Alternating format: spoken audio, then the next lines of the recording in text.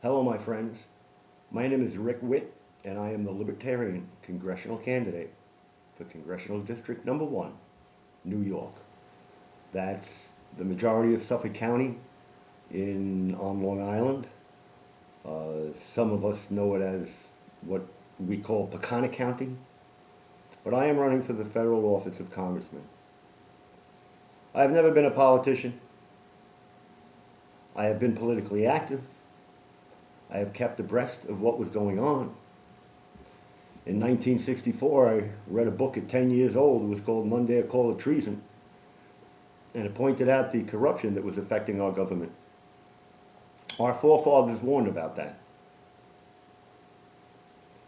A lot of us are in distress. We are losing our homes. We are losing our jobs. And we don't understand why. And we do not like the direction that the country is headed. And we want to change direction. Change, the big word. But to what direction? Well, in order to find out where we should go, we should find out where we come from and what makes America, America. What we are as a nation. What defines us. And it's actually very simple. You know, July 4th, 1776, before they won the war, brave men stood up and signed a declaration talking about individual liberty, talking about freedom, talking about equality among all men. No bloodline kings, no dictators, because that's what the world has been up until then. We wanted to create a government of the people, a government of equality where all people are equal and we all have a say in our government. Our legislation is passed by the people. We live under the laws that we create. This is what makes us different from any nation in the entire world. Not that we're a democracy, not that we're a democratic republic. The difference is that this is a government of the people. And after the decade or so years that our forefathers took to write the Constitution, because there was a lot of fighting going on, they realized the most important thing was to keep the power into the hands of the people. And when you construct this government, you cannot construct positions of power, because if you construct a position of power, absolute power corrupts absolutely. And corrupt individuals will grab these positions of power, and it'll all be about power. So we tried to make a representative government, and we divided it up very well. And they balanced the federal government between the legislative, the executive, the judicial branches, so that nobody had too much power, and that nobody could get to too much power. And they warned us that they gave us a republic if we could keep it. And the price was eternal vigilance, because they knew that corrupt individuals would take over our country. Well, we now have a country being run by people who are bought off by lobbyists, and whoever has the most money, whoever has the most political power, whatever party says whatever they should vote for, the people have been left aside. We no longer have a voice. We're starting to have legislation passed in contrary to popular opinion. We don't want it, but they pass it anyway. We don't even know about it, and they pass it anyway. We have way too many laws, which we, the people, did not create. You know, Thomas Jefferson once told us, the worst form of tyranny is poor legislation, and I believe we're living in that now. So how do we get back to this? I believe with our founders. I have a lot of faith in man. I have a lot of faith in the people in my district. I know most of them. I grew up here my entire life. You may have seen me climbing around on boats fixing radars. That's what I used to do. I have faith in people. They're nice. They're decent. They come out to help their neighbors. We can run our government, and we must turn the reins of our government back to the people, immediately cutting off all the corruption and all the lobbying, and let us vote what is best for us as a people. We have to decide what the role of government should be. So as a congressman, I want to use today's technology. I want to open up, see, each of my congressional district is broken up to 100, 200 separate little electoral districts. You see these when you go to vote in your local church, or you go to vote in your firehouse or you go to vote in the school. Once you go into that school, they divide you up into these little electoral districts, EDs, a couple of blocks in diameter, a couple of hundred people each. This is where the power must lie. The smallest common denominator of the people, neighbors that know what is best for them. I think each one of these EDs should have a page, like a Facebook page or a web page, where myself as a congressman can post any piece of legislation that comes across.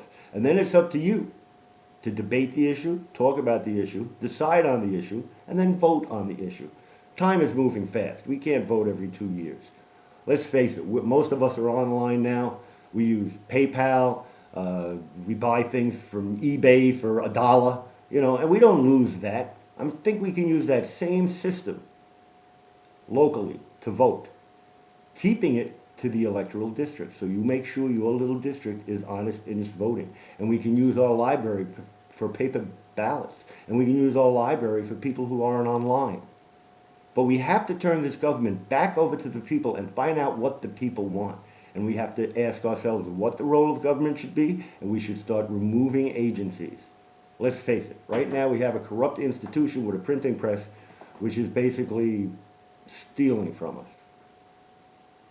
Many of my friends have lost their houses through taxation or through deflation of the value. I mean, a lot of us have lost hundreds of thousands of dollars on our houses in this last year. Where did that money go? This has to stop. They're stealing the wealth of everybody in the district.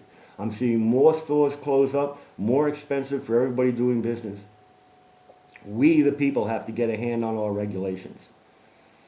So this is what I'm going to try to do in this election cycle. I do not believe we have a lot of time left because we have this great technology right now. And we can either use this technology to save us or this technology will enslave us.